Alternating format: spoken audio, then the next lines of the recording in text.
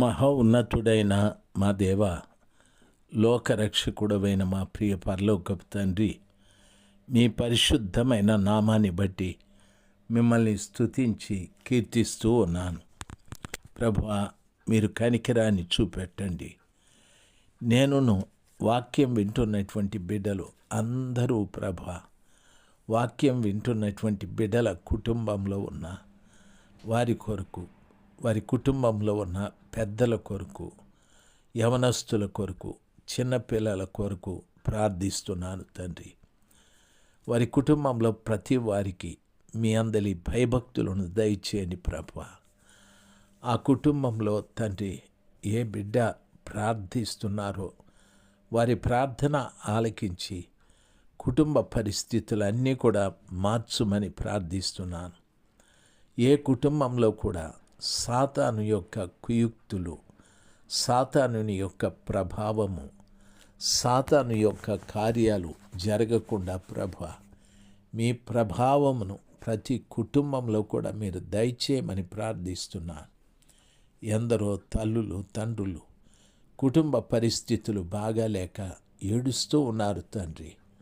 దయచేసి ప్రతి వారి కన్నీటిని తుడిచి ప్రతి కుటుంబంలో సంతోషము, సమాధానము, గొప్ప మార్పు కలగజేసినందుకే స్తోత్రాలు. యేసు నామంలో ప్రార్థిస్తున్నాను తండ్రి. Amen, amen. ఏప్రిల్ మాసం 2వ తారీఖు 2024 మంగళవారం.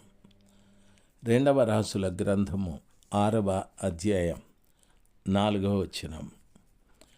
ఒకడు ప్రవక్తల శిష్యుల్లో, దయచేసి మాతో కూడా రమ్మని ప్రవక్త గారిని పిలవగా, ప్రవక్త గారు అంటున్నారు, నేను కూడా వచ్చేదనని చెప్పి వారితో కూడా ఆయన పోయారు. వారు యోర్దానుకు వచ్చి మ్రానులు నరుకుచుండిరి అని వాక్యము సెలవిస్తుంది. ప్రవక్త గారు వారితో కూడా వెళ్ళారు. ప్రవక్త శిష్యులు యోర్దాను దగ్గరికి వచ్చారు.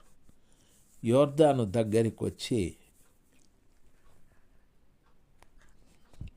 మానులు నరకడం ప్రారంభించారు. వింటున్న దైవ జనాంగమా, వారు చెప్పినట్లుగా వాళ్ళు అంటున్నారు, మేము పోయి యోర్దాను నదికి పోయి తలా ఒక మాను అచ్చటి నుండి తెచ్చుకొని మరి ఒక చోట నివాసము కట్టుకుంటామని చెప్పారు. వారు చెప్పినట్లుగానే యోర్దానుకు వచ్చారు. వచ్చి వాళ్ళు మానులు నరకడం ప్రారంభించారు. వింటున్న దైవ జనాంగమా, ఒకడు దూలము నరుకుచున్నప్పుడు గొడ్డలి ఊడి నీటిలో పడిపోగా వాడు, అయ్యో నా ఏలినవాడా, అది ఎరవు తెచ్చినదని మొరపెట్టాను గనుక ఆ దైవచనుడు అది ఎక్కడ పడేనని అడిగాడు. వాడు అతనికి స్థలమును చూపింపగా అతడు కొమ్మ ఒకటి నరికి నీళ్లలో వేయగా గొడ్డలి తేలెను. అతడు దానిని పట్టుకొనమని వానితో చెప్పగా వాడు తన చెయ్యి చాపి దానిని పట్టుకొన్నాడు. అయలారా, ఎంత విచిత్రమైన సంఘటనో గమనించాలి. గొడ్డలితో దూలమును నరుకుతూ ఉన్నప్పుడు గొడ్డలి నదిలో పడిపోయాది. ఆ స్థలంలో చెప్పబడిన మాట. నీటిలో పడిపోతానే అంటున్నాడు, అయ్యో నా ఏలినవాడా, అది ఎరవు తెచ్చిన గొడ్డలి అని చెప్పి అన్నాడు. గొడ్డలి వాస్తవంగా వారిది కాదు, ఎరవు తెచ్చాడు, ఎవరి దగ్గరనో తీసుకొచ్చాడు. ఆ తీసుకొచ్చిన గొడ్డలి నీళ్లలో పడిపోయాది. ఆ వెంటనే ప్రవక్తతో అంటున్నాడు, నా ఏలినవాడా అని. ఈ విషయాన్ని గమనించాలి. ఇక్కడ వాళ్ళు నివాసమును కట్టుకొనటానికి వారు దూలాలు నరుకుతూ ఉన్నారు. అయితే గొడ్డలి పడిపోయాది. ప్రియులారా, ఈ రోజున మనం కూడా నివాసాలు కట్టుకోవటానికి ప్రయత్నాలు చేస్తూ ఉన్నాం. అంటే చాలామంది ఆలోచించాల్సింది, నివాసము అంటే ప్రవక్తల శిష్యులు వారు కట్టుకునే నివాసం. దేవుని వాక్యం సెలవిస్తుంది, మనం కూడా శిష్యులే. బైబిల్ ఈ రీతిగా చెప్పబడి ఉంది. వాక్యంలో చెప్పబడిన మాట ఏమిటంటే, యేసు ప్రభుల వారు చెప్పారు, మీరు సర్వలోకానికి వెళ్ళండి, సర్వ సృష్టికి సువార్త ప్రకటించి ప్రజలను నా శిష్యుల్నిగా చేయమని ప్రభుల వారు సెలవిచ్చారు. ఈరోజు చాలామంది సువార్త ప్రకటిస్తున్నారు, కానీ ప్రభువుకి శిష్యుల్నిగా తయారు చేయడం లేదు. వారికి శిష్యుల్నిగా తయారు చేసుకుంటూ ఉన్నారు. ఇది నిజంగా బాధాకరమైన సమాచారం. అందుకే ఇన్ని గుంపులు, గ్రూపులు ఏర్పడ్డాయి. మీరెవరంటే ఇమ్మాన్యుయేల్ అని, మీరెవరంటే హెబ్రోన్ అని, మీరెవరంటే ఏదో బెతెస్దా అని ఏవేవో చెప్పుకుంటూ ఉన్నాం. లేక లూథర్ అని, లేకపోతే బ్యాప్టిస్ట్ అని ఏదో చెప్పుకుంటూ ఉన్నాం. అయిలారా గమనించాల్సింది. అయితే మనము చేయవలసిన పని ఏమిటంటే, ప్రియులారా, మనము కట్టేటటువంటి ఆ నివాసంలో మనతో పాటు ఆ ప్రవక్త వారితో ఉన్నట్టు మనతో పాటు ప్రభు ఉండాలి. ఎన్నో పర్యాలు మన జీవితంలో ఎన్నో పడవేసుకుంటూ ఉన్నాం. దావీదు ఒక పర్యాయం రక్షణని పడేసుకున్నాడు, పరిశుద్ధాత్మని కూడా పడవేసుకున్నాడు, పోగొట్టుకున్నాడు. ఆయన అంటున్నాడు, అయ్యో నేను ఓటికొండ వంటి వాడను, నేను మరణమై స్మరణకి రానివాడను, నా గురించి త్రాగుబోతులు పాటలు పాడుకుంటున్నారు, నన్ను అవహేళన చేస్తున్నారు అని అంటూ ఉన్నాడు. ఈరోజున చాలామంది జీవితాలలో ఎన్నో పడేసుకుంటూ ఉన్నారు. ప్రియులారా, గమనించాలి. మీరు ఆలోచించండి, మీరేం పడేసుకున్నారు? మనము కూడా ఎన్నో పర్యాయాలు పడవేసుకున్నాం. ప్రియులారా, గమనించాలి. దేవుడు మనలో ఉంచినటువంటి ప్రేమ ఉందా? పడవేసుకున్నామా? దేవుడు మనలో ఉంచిన క్షమాగుణం ఉందా? పడవేసుకున్నామా? దేవుడు మనలో ఉంచిన లోబడేతనం ఉందా? పడవేసుకున్నామా?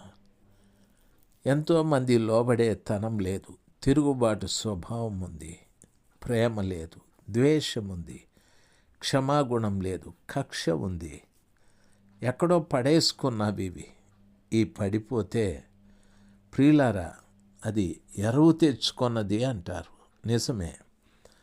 ప్రేమ కానీ, క్షమాగుణం కానీ, లోబడేతనం, విధేయత, ఇవన్నీ కూడా దేవుని దగ్గర నుండి మనం తెచ్చుకున్నవి. అవి మనం పడేసుకుంటే వెంటనే ఆయనకు మొరపెట్టాలి.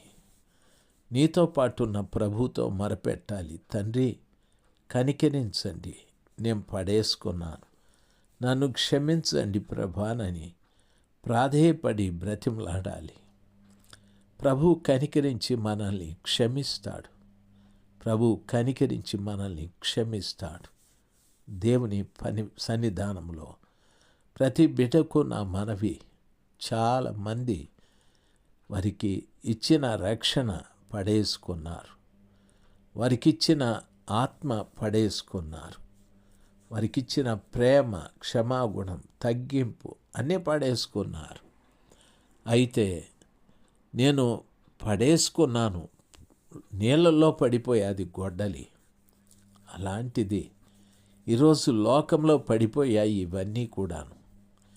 ఈ లోకమనే జలములో పడిపోయాయి. వాటిని తీసుకోవడం చేత కావడం లేదు. వారైతే వారితో పాటు వచ్చిన ప్రవక్తని, అయ్యో నా ఏలినవాడా, గొడ్డలి నీళ్ళలో పడిపోయాది, అది నా సొంతం కాదు, ఎరవు తెచ్చుకున్నాను అని. ఈ రోజున కూడా దైవీకమైన ప్రతి విషయము కూడా ఎరవు తెచ్చుకున్నటువంటిదే. ఆ కృపగల దేవుని పాదాల చెంత మొరపెట్టాలి. తండ్రి, సహాయము చేయండి అయ్యా, నీ కృప నా మీద ఉంచి నన్ను కనికరించండి, నీ బాహు బలముతో నన్ను బలపరచండి, అద్భుతమైన మీ కార్యాలు నా జీవితంలో జరిగించమని అడగాలి. ఆయన పాదాల చెంత మొరపెట్టాలి. ఏది పడేసుకున్నావో, ఎక్కడ పడేసుకున్నావో అది ప్రభుకి చూపెట్టాలి. దయచేసి గమనించాలి. ఒకసారి ఒక అయ్యగారు, తనకు కళ్ళు పోయాయి, చాలా భక్తిపరుడే, కళ్ళు పోయాయి.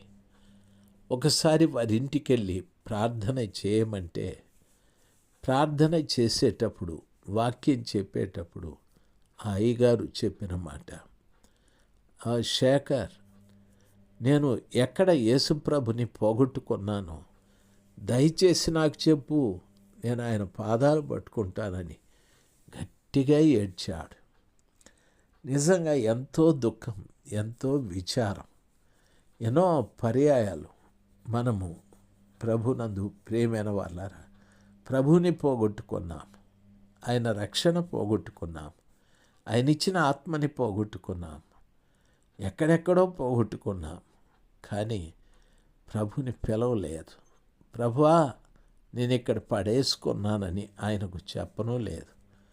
అన్నీ పడేసుకొని ఏమీ లేని వారుగా తిరుగుతూ ఉన్నాం. సంసోను కూడా దేవుడు తనకిచ్చిన ఆ కృపని పోగొట్టుకున్నాడు. పోగొట్టుకున్న ఆయన దేవుని పాదాల చెంత మొరపెట్టలేదు. తనకు గుండు గీసేశారు, గాజాకు తీసుకెళ్లారు. అతని పరిస్థితి దయనీయం. సంఖ్యలతో బంధించారు, కళ్ళు ఊడదీయించేశారు. ఎంతో విచారకరమైన సమాచారం. కళ్ళు ఊడదీసిన తర్వాత అంటాడు, నా కళ్ళ నిమిత్తమై పగ తీర్చుకోవటానికి ఒక్కసారి నన్ను జ్ఞాపకం చేసుకొని నాకు బలమిమ్మని. పోగొట్టుకున్న బలం అప్పుడు కళ్ళు పోయిన తర్వాత అడుగుతూ ఉన్నాడు. ఈ రోజున ఒకవేళ మనమేదైనా పోగొట్టుకొని ఉంటే ప్రభుని పిలుద్దాం, ఆయన గట్టిగా కేకేసి పిలుద్దాం, రండి ప్రభా, నా జీవితంలో ఇది పోగొట్టుకున్నానని ప్రార్థించి ప్రభు దగ్గర వేడుకుందాం. దేవుడు మీ అందరికీ సహాయం చేయనుగాక. ఆమెన్.